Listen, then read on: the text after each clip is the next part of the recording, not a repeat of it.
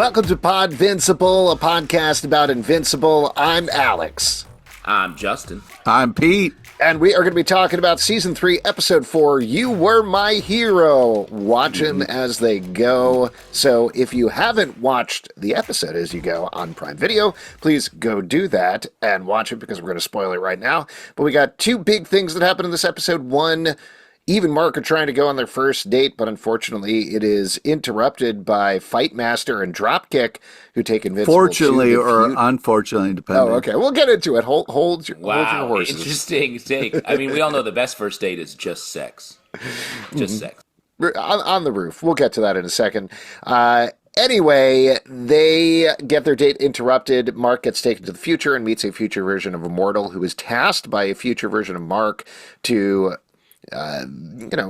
take over the world in a nice way, but he takes over the world in a bad way instead. I guess that's a way of putting it. Wow, Alex really summing up politics over here. And he resolves that situation the bloodiest way possible, gets back. They do finish off their date with a nice little montage, and the episode ends at 28 minutes and 23 seconds in, so that's it. Or is it?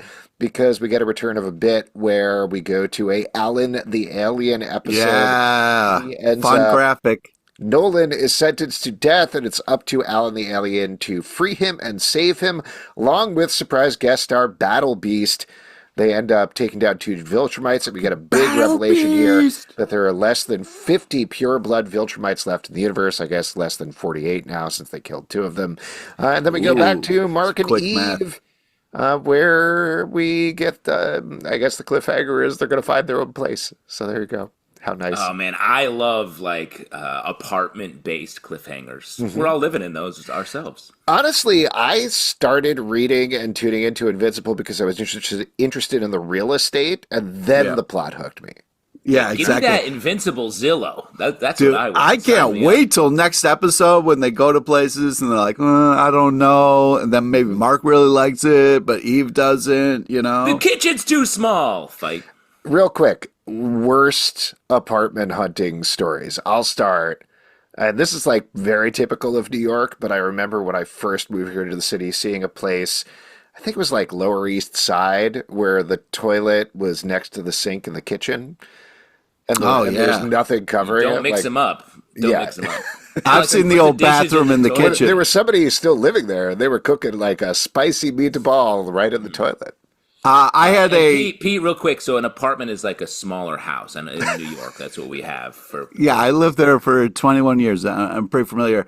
One place I saw was a John Malkovich situation where it was half a story where you had to hunch over the whole time you were in the apartment. And I'm not that tall, and I had to hunch. And then my other favorite was the old bathtub sink toilet where neither one could you use and not the other one kind of be touching. So it was insane. I like that. It's time saving. You can be going to the bathroom and taking a bath at the same time. I mean, you can't just do that in the bathtub if you really want to. Oh, Alex, thank you. Bathtub, I've always said, is just like a large toilet. Yeah. Why do you need all this stuff? You got toilet, sink, bathtub, all rolled in one. Just waiting on you real quick. Apartment nightmare. I've only lived in perfect places. Our Italian landlord would come in whenever he wanted. We would sometimes come home to find him in the apartment. And I was like, "Hey, Arturo, you can't be in here now. This is terrifying." But he was. I used to have a landlord who had a drinking problem and would wake us up at 6 a.m. and do shots. That doesn't sound like a problem. That sounds like a favor. Yeah. We, just to wrap this up while we're talking about nightmare landlords, when my wife and I, before we were married, lived right off of Times Square, one night we woke up smelling a really strong smell of gas in the apartment, and we heard it. There was a gas leak happening, so we called the fire department, and in fact, a boiler next door had started leaking, and they were an hour more, and both of these apartment buildings would have caught in flames, and the landlord was pissed at us. He was pissed. He was like, "You should have called me first, not the fire department, so I could have taken care of it." I was like, "We would have died. 2 apartment buildings full of people would have died if we called you and waited until the next morning." And then he raised our rent, and we left, so there you go. Those are the real villains, people. The landlords. Yes. End of episode. And that's it for our Invincible recap. Now, let's get into this. Let's start, as we always do, with the romance, because Pete seems fired up about that. You were objecting. He hates love. You're That's not objecting? true. You're still not on board with Mark and Eve, even with that sweet montage? I mean, it seems all right for them. Oh, man. I've never heard a worse take than being... Well, I mean, in a at this point, what am I supposed to be wooed by? That they've both been through similar things. They both can fly. Cool. Great. When all that's gone, what are we dealing with here? So I'll be they interested. have such a sweet relationship. Everything about this whole episode is them being caring. He had a sweet understanding. relationship with Amber. She's so far in the past, he doesn't even remember her name. Oh, how dare you. And it was kind of rude of you to knock them for bonding over the fact that they can both fly, because you dated that girl for a couple of years because you both can walk on your legs, right? Yeah, that was the only reason. Yep. Yeah, you dated that girl for a while because she was holding a cheesesteak when you met. So Hey, come on, man. That's true love. Is that enough to build a relationship on? Pete wondered for several years. Well, all right. One thing that I really liked about this montage, and while we're talking about the dating thing, was they've aged up the character models, which I was shocked about. Like, you never or rarely ever see that in animation. And even though they're only a couple of years older, like, I don't think they've moved up to being like 56 or something. I think they're like 19 or whatever. But there's clearly like a slow aging up that they've been doing in the background that you could see very clearly in that montage, which I was very surprised and impressed by. Agree. Like, it's in. They sort of have to, though, because that's what the series does, the comic book series, I feel like. And it helps the story, so I appreciate it too that they would just go ahead and do it, since it's the right. Most people don't do it, and that's the wrong choice. So they're making the right choice.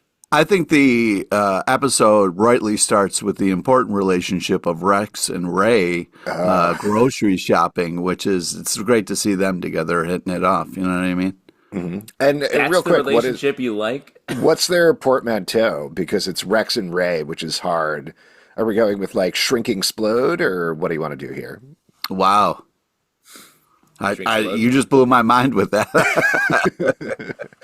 All right. This was fun. There's a lot of real estate, though, spent on shopping and the fact that, like, they don't know how grocery stores work. Well, I did like the fact that Ray was like, I want to cook a meal. Like, I want to make dinner. I think that was like a thing. She was kind of frustrated and really wanted to try. And I thought that was interesting. And, Rex was just kind of like eating food before he bought it and just kind of walking around just bored. And it was a fun, just kind of a juxtaposition to kind of put them together. I agree with you. I like the idea. I think it works really well in one line, but maybe not conservatively, I want to say 45-minute long scene.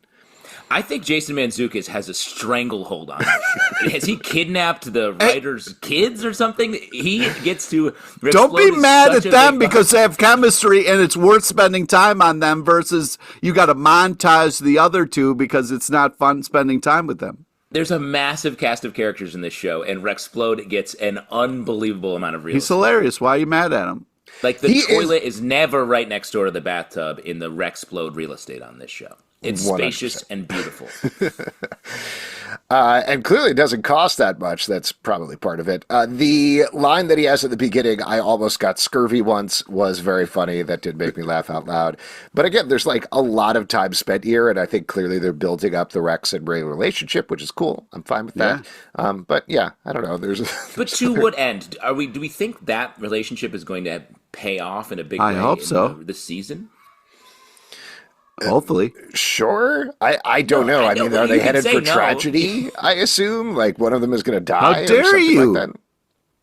Yeah, I want all my relationships to pay off big time in my season finale, which is coming soon.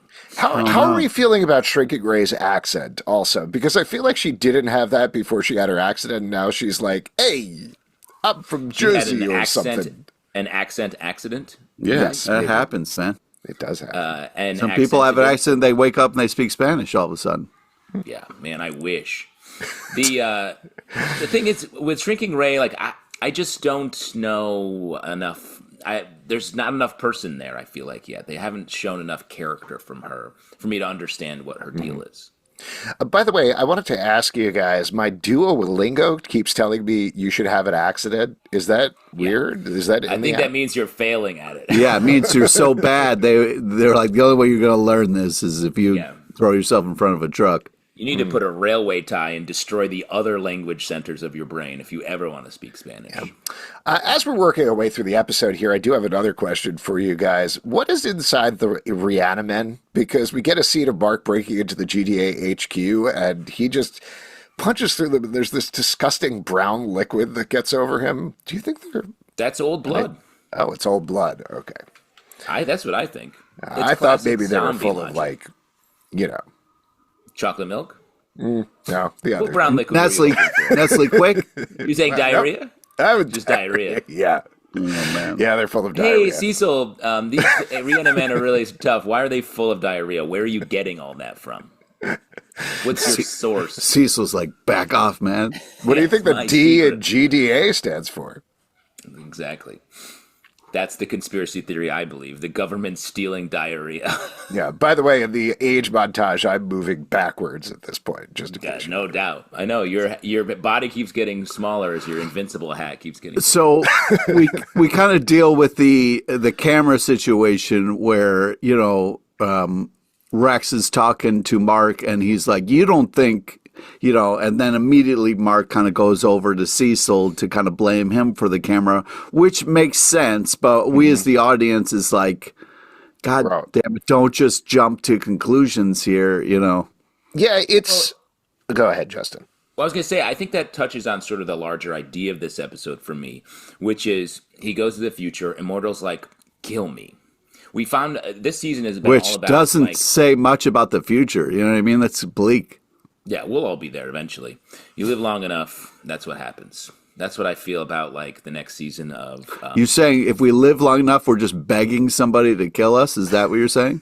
Exactly. Yeah. Wow. Honestly, I'll probably be begging you guys to kill me by the end of this podcast. But go ahead, Justin. What I was going to say is we're seeing different iterations on the moral, the hard line that Mark has had about you never kill. He's so mad at Cecil. Then he goes to the future and kills Immortal because he's asking him to. So it's like, well, I think there is a difference there. Yeah, but there's a big difference there. That's the point. Yeah. I hear you. His thing, he killed multiple. He killed hundreds of those, let all the diarrhea out of those bodies. And then he goes to the future and kills Immortal. By the way, Multipole really has to look at his diarrhea because it's red. Like, that is red diarrhea coming out of his body, which is... alarming. Yeah, but I just red diarrhea. I have a red diarrhea note just the other day. Wouldn't stop running. I was impressed how calm Cecil was after Mark attacked him, and he was like, "Hey, what's this about, bro?" Like instead of it being like a full-on war, he was like, "What?" This is why we talked about this when this conflict first cropped up earlier in the season, where. I really think like Walton Goggins' gentle delivery with Cecil is tipping the hand towards him over Mark because like you're saying, Justin, Mark is like, no, never kill except for these instances where I definitely kill people all the time in the bloodiest.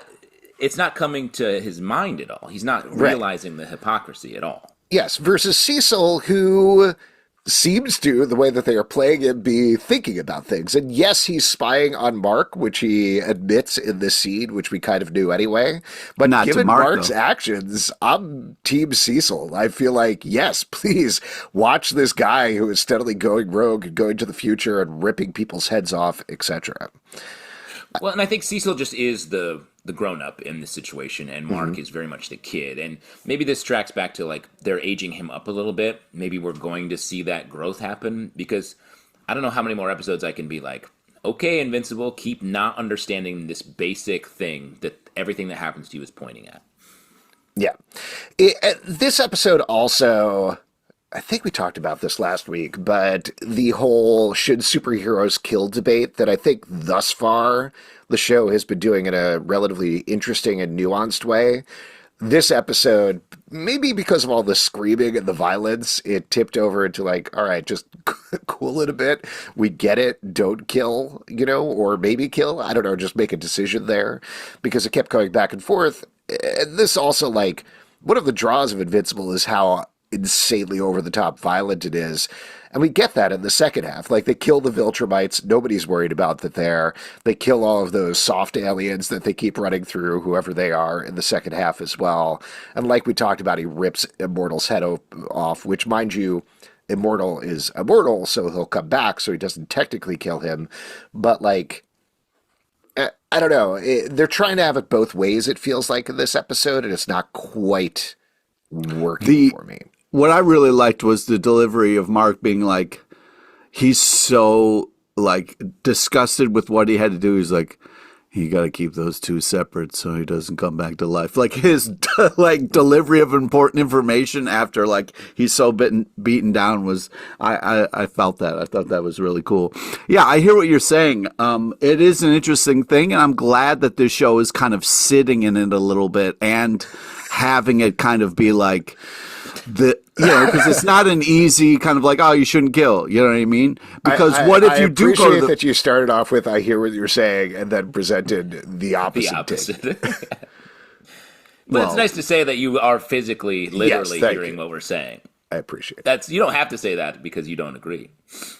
Well, I'm just saying, it's an interesting discussion this show is having.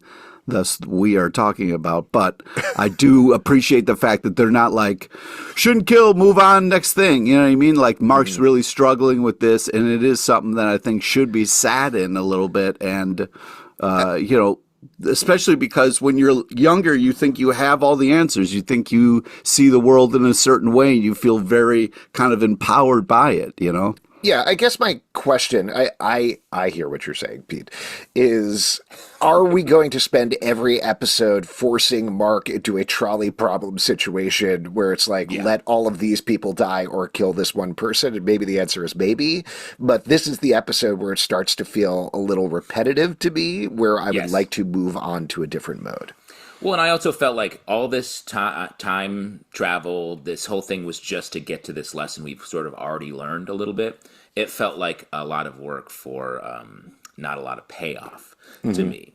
Well, I think the payoff was huge. I mean, that whole, like, he showed up and picked up his clothes at the perfect time. That was some fun payoff there. That was a very good bit. Mark coming out of the portal being like, here, let me take your clothes. And then that was it. Oh, my God. The most so casual funny. use of time travel ever. Yes. I loved it. And on the way back, hey, don't forget, you got to get your clothes. I also felt another very casual, bizarre detail was that Fightmaster and Dropkick are like, oh yeah, we stole the Declaration of Independence because the ink we thought could kill Immortal, which is entirely unexplained, like why they think that or how that would work or anything. Having two characters with those names kind of be like, oh, they probably believe that.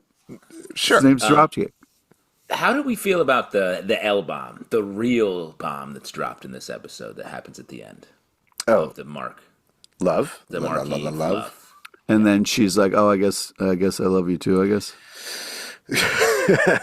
They're also moving very quickly past this relationship, or not past, or through this relationship, into this relationship. Thank you. That's the right word. Like we talked about the last episode, I don't know, maybe this goes to the aged up thing, but I feel like they are not 19 years old. It does feel like they're mid-30s at this point and ready to settle down and have kids, and I want to see a little more of that, like, ooh, kids in love thing, but that's not what they're doing on the show. Well, do you think they have to, and this is getting into the comic a little bit, do you think they have to tell the whole comic series, or they want to tell the whole comic series in this animated series? Because then I think they do need to start moving pretty quickly. Mm-hmm. Yeah, that's fair. I mean, yes. The answer is yes. I do think they do, and they've been pretty open about the fact that they, while they're going through it, want to flesh out certain points and spend a little more time on them. Like, obviously, it's very important to get into how do Shrinking Ray and Rexplode shop? Did one of the big open-ended questions 100%. From the comic. Mm-hmm. I was happy to be there. I was happy for every second of it. Yep, yes. That's crazy. Let me ask you this then. Moving quickly, even if Mark just had sex, is she pregnant right now? Well, Justin, when a man and a woman love each other very much, Uh-huh.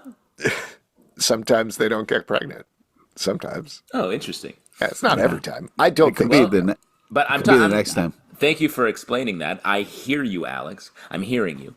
But I do think. By the way, can we also specify when we don't hear each other? Yeah, I'm not hearing you. La la la la la. I'm not hearing you. You don't want me to do that because that's a lot. He'll just do it the entire Yeah, podcast. yeah, Will exactly. be him. We have to edit it out so much as it is. No, I just mean given the show's pace. And if we want to get to, what do we have on the horizon? We have a war.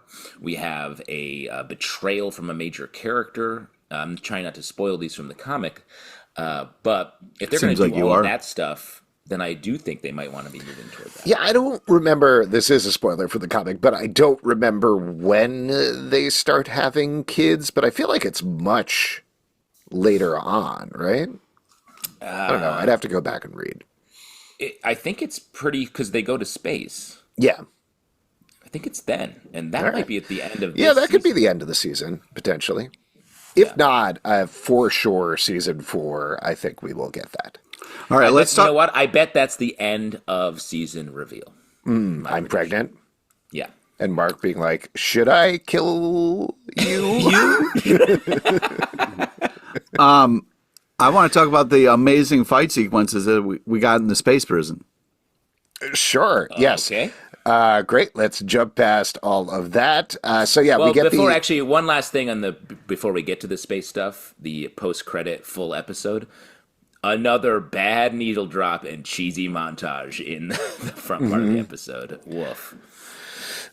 yes, that definitely went on for a very long time, and I did spend most of the time being like, "Oh, I appreciate these animation designs," which is why I brought it up earlier. The second half of the episode, we do get this outer space thing, which is basically one big action scene. Love Seth Rogen as Alan the Alien. Nice Yes. to have more J.K. Simmons as Omni-Man, and Battle Beast is very fun as well. It was fun to see him back. It was a nice reveal that he was being held in the prison there. For a second, it almost sounded like Battle Beast was also voiced by J.K. Simmons. It's a similar voice. It sounds like I'm at forgetting. times. I'm forgetting here. I'm going to look it up. No, I know it's different, but I just I was like, wait a second. You found it strange. No, it's that you Michael just said- Dorn, Worf from Worf. Star Trek: The Next Generation. Nice. Well, yeah, sick fight sequence. I love Battle Beast being like, this isn't good enough for me. You promised me Viltrumite. So that was fun. And then the double punch. Oh, man, that was just so badass. One of my favorite things about the comic was the unbelievable fight sequences and action stuff. So great to see that we're still getting all that badass action. Did you like when Battle Beast dropped the L-bomb? No, I didn't. Not particularly. Yeah. See, you hate love. Yep. How do we feel about Nolan's turn here? I mean, there's an inevitability to it, but did it track to you in terms of him joining the resistance against the Viltrumites? Yeah. Yeah, I think Justin, you're I mean, loving that's this what we episode, want. huh? That's what we want. Yeah, I mean, it's all been set up. The thing with this show is like it's hitting the marks, and like it's good. I enjoy it, but like I can't say I'm like stunned by the revelation that he's joining the resistance. Yeah, no. I'm just asking, and I'm going to skip past some sort of hitting the marks pun with Mark Grayson. Just want to mention it. Just wanted to get it out there. That just counts ask- as making So, the pun, Alex. Yeah, you No, don't. no, you I'm can't just- say I'm- skipping it. I'm You can't skipping say it. skipping No, I it and skipped then it. do I it. skipped No, you didn't. You didn't No, skip I it. blasted right past it. I'm just asking if you felt like, did it track to you, the character arc at this point of Nolan being like, the thing that held me up, the reason I guess I ask is I was trying to work through whether it made sense to me that he was like, nope, I'm ready to die, kill me, take me out, I've betrayed the Viltrumite Empire, to by the end of the episode standing together or floating together with Alan Well, I think and joining the resistance. a big moment there was when he was fine with him dying, but then when he saw Alan was going to die, And here is this guy who's willing to kind of give up his life to try to turn him in prison and spend all this time just kind of in space prison being like, hey, man, I am here to get you on the right side. I think they won him over in that moment. So, yeah, I felt like I don't know if he's like all in yet, but he definitely was okay with, saving Alan. And so I thought that was earned at least. The thing that I think is really interesting about what they're doing with Nolan is I didn't really understand why they ended season 2 with I think I miss my wife.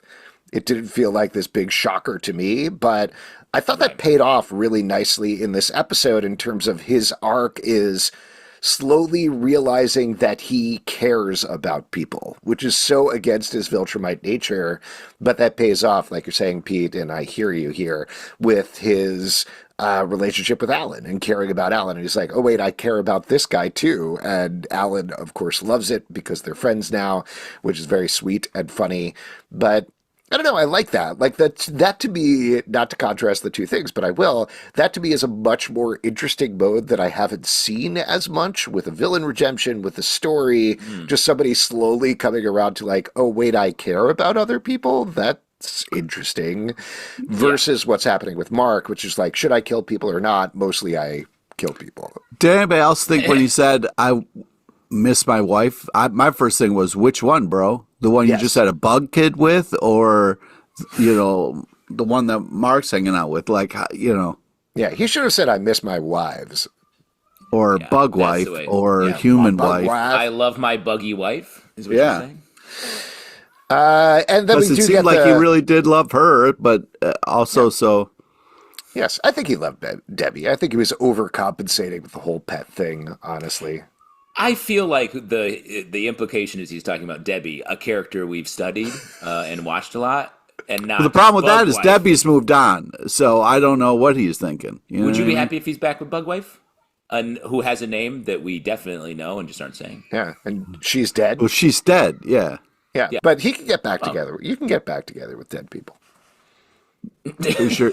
There's that lady in Scotland who married a ghost, right? So anything's possible. Wow. You bring that up a lot, Alex. Are you in love with a ghost? Yeah. I mean, I haven't said the L word yet. Well, it's not official then. Yeah. We also get the revelation that we mentioned that there are fewer than 50 pureblood Viltrumites left in the universe, which is certainly a relief. Have you been worried about the Viltrumite invasion of Earth? Yeah, you haven't been? You've been prepping? You a prepper? Yeah, dude, I'm getting ready, working out, drinking milk. You know what I mean? Come on. Wow, I don't know if you know what a doomsday prepper is. It's not necessarily about milk. And what percent milk are you drinking, Pete? Let's just be clear here. 2%. 2%? Okay. Yeah. All right. Nice. Don't kill that guy during our Viltrumite invasion. He's drinking 2% milk, the very watery milk. He cares about the fat content of what he does. For sure. Yeah, I mean, that certainly changes things. I think we knew that for the comics. So when that hit, I was like, yes, I already know that. And then I realized, oh, wait, we don't actually know that in the show. So that's certainly a tip in the balance of power. And then we get the real estate revelation at the end here. Any other notes from the episode? Things that you guys want to bring up? I think I was just a little cool on this episode because the type of storytelling that Invincible in the comic and the show does is we get little pieces all the time, breadcrumbs, that then it's like, ha, look, he's a hero. Nolan's a hero. And I'm like, well, I know you've sort of set that up over the course of many episodes. So I'm ready for bigger revelations that are a little more surprising, which I think the show also does.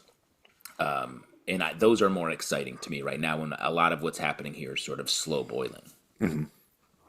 Yeah, I just wanted to, to me, I was really thinking about, the amazing choices they made for the actors who are doing these voices, because I know Seth is a very famous individual, but he's doing a little, and it's you can't hate Alan, and that's really impressive, because his voice, his kind of like, I think that choosing Seth for that part was such a great choice because, and somebody else might not have come across as loving or whatever. And I just think that like if anyone's going to win over somebody, especially like JK, I think that Seth was such a fun choice.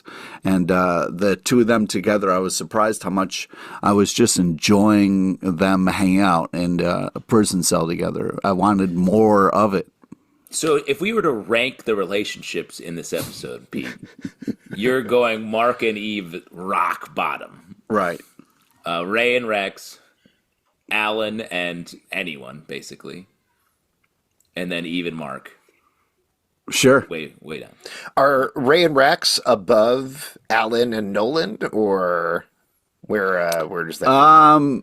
Yeah, I mean, comedically, we've got two juggernauts, so yeah, I'm fine with them tied for first, you know. Oh, tied for first. Okay, what if it was Alan and Rex? How would you feel about that? Wow, that kind of blew my mind. That's too much. Yeah, that's almost too much. Yeah. Oh, yeah. While we're talking about voice stuff, I will give a shout out to Paul F. Tompkins as the narrator. Big week for him. He was also Bentley Whitman on Your Friendly Neighborhood Spider-Man, so lots of his voice on the TV. Before we wrap up here, why don't we talk about the Invincible moment of the episode? Justin, you got one locked and loaded? I mean, the one that I want to see paid off, we talked about earlier, is Mark killing Immortal. And like Pete said, that sort of deadpan tone that he uses when he's talking about how they shouldn't put his head back together. Does that signal that he's learning the lesson, or is he just like sort of bored with all of it? I don't know.